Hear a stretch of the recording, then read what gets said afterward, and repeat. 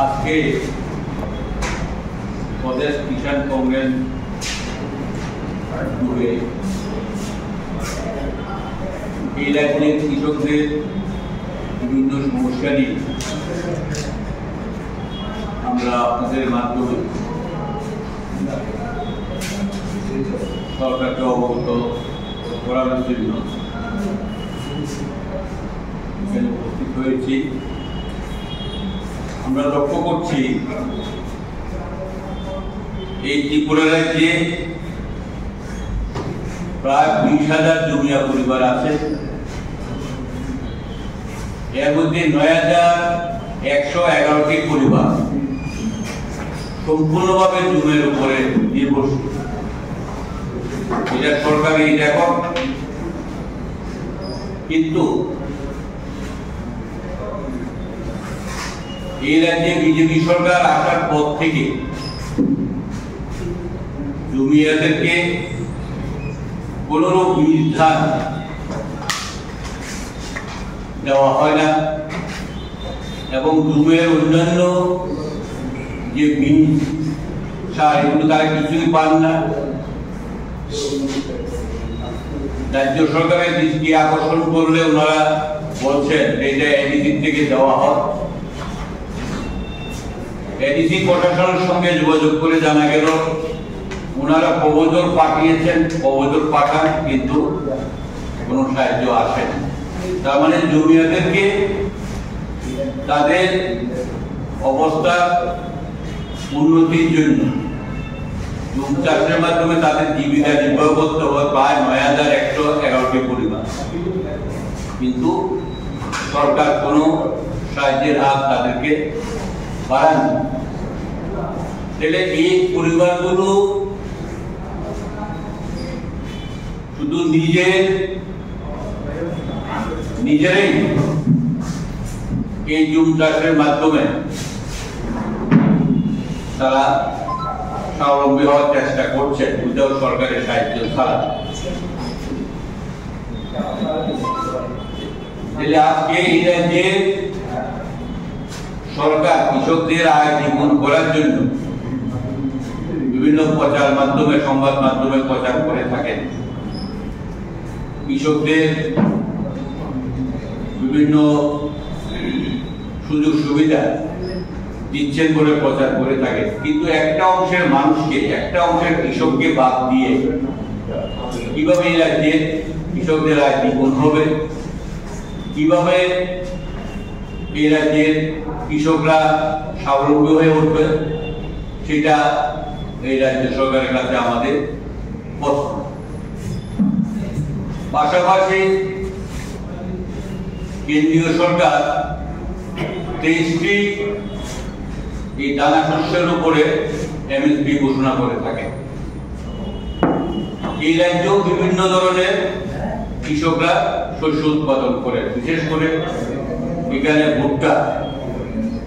ভুট্টা চাষ এবার ফলনটা বেশি হয়েছে, কিন্তু সরকার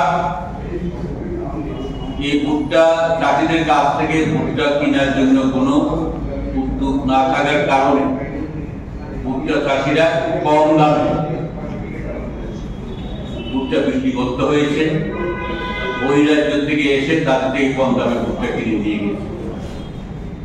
সরকার যদি আপনার এই এমএসপির মাধ্যমে এই ভুট্টা চাষিদের কাছ থেকে যদি ভুট্টা কিনতো, তাহলে তারা আজকে লাভবান হতো এবং আগামী দিন এই রাজ্যে অনেক কৃষক ভুট্টা চাষে তারা উৎসাহিত লাভ হিসাবে 50% যোগ করা, যাকে বলা হয় সংক্ষেপে C2+50%। এই কমিশনের সুপারিশ যাতে কার্যকরী করতে না হয়, এটাকে যাতে আইনের পালিত করতে না হয়, সেটা করেছিল।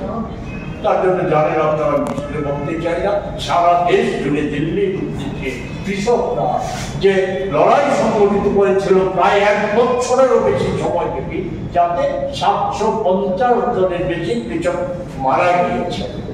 তার এর পরিপ্রেক্ষিতে মোদীজি বাধ্য হয়েছিল কৃষকদের সাথে, আন্দোলনকারীদের সাথে চুক্তি চুক্তিতে আসতে যে আপনারা আন্দোলন প্রত্যাহার করুন, আমি 3 কৃষি আইন বাতিল করি। এবং সেখানে অন্য বিষয়গুলি যেতে চাই না, দুটো বিষয় উল্লেখ করতে চাই। স্বামীনাথনের কমিশনের সুপারিশ অনুযায়ী যে এই ফর্মুলাতে C2+50% ফর্মুলাতে যে ঘোষণা করেছিল যে কৃষকদের যে ন্যূনতম ফসলের ন্যায্য মূল্য সেটা নির্ধারিত করার আইন তৈরি করবে, এটা নির্ধারিত করে দেবে। আর কৃষি পণ্যের উপর থেকে জিএসটি তুলে দেবে। 5 বছর হয়ে গেল, আবার সেই একই প্রতার বিশ্বাসঘাতকতা কৃষকদের সাথে।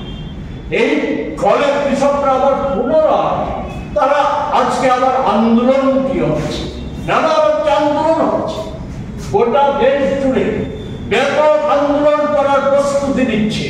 অন্যদিকে মোদি কি করছে?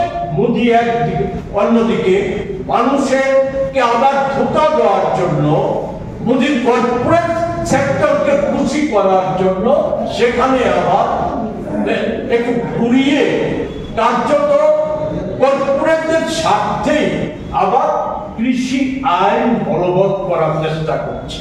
জানি না আমরা সেটা পার্লামেন্টে পাস করাতে পারবে কিনা, এটা আমরা জানি না, কিন্তু মোদি সে চেষ্টা করছে। এখন আমি যেটা বলতে চাই যে এই সময়ে মোদিজি সারা দেশে এবং আমাদের রাজ্যেও যে একটা প্রকল্প ঘোষণা করেছে, সরকার বিকশিত কৃষি রথ যাত্রা, এই প্রকল্প রূপায়িত করার, প্রচারে নিয়ে যাওয়া এবং রূপায়িত করার উদ্দেশ্যে সারা দেশে বিকশিত কৃষি রথযাত্রা বের করেছে। আমাদের রাজ্য জানে, তার গোল পিটিয়ে লক্ষ লক্ষ টাকা বিজ্ঞাপনে খরচ করে গত 29 তারিখ থেকে আগামী 12ই জুন পর্যন্ত রথযাত্রা করা হচ্ছে। সেখানে প্রচারটাই হবে। এই রথযাত্রা করার মধ্য দিয়ে কর্মসূচি সফল হলে পরে কৃষকদের আয় শুধু দ্বিগুণ নয়, এমন জায়গায় দাঁড়াবে যেটা যে এখনই তো যে আমাদেরকে বোকা বানানোর জন্য একটা প্রচার নিয়ে এসেছে যে জাপানের অর্থনীতিকে ভারত ছাড়িয়ে গেছে। জাপানের মানুষের গড় আয় থেকে নাকি ভারতের গড় আয়, বিশেষত ত্রিপুরার মানুষের গড় আয় বেশি, এই ধারণা দেওয়ার চেষ্টা করছে। এই কৃষি রথ, এই কর্মসূচি যদি সফল হয়, আগে বলতো 47 সালে ভারত গোটা পৃথিবীর মধ্যে শ্রেষ্ঠ উন্নত রাজ্য হিসাবে পরিণত হবে। এখন বলছে না 47টা, মোদি যে মোদিকে দিশা দেখিয়েছে সেই পথে গেলে পরে 35 সালের মধ্যে ভারত সব দিক থেকে পৃথিবীর মধ্যে শ্রেষ্ঠ রাজ্য হয়ে যাবে।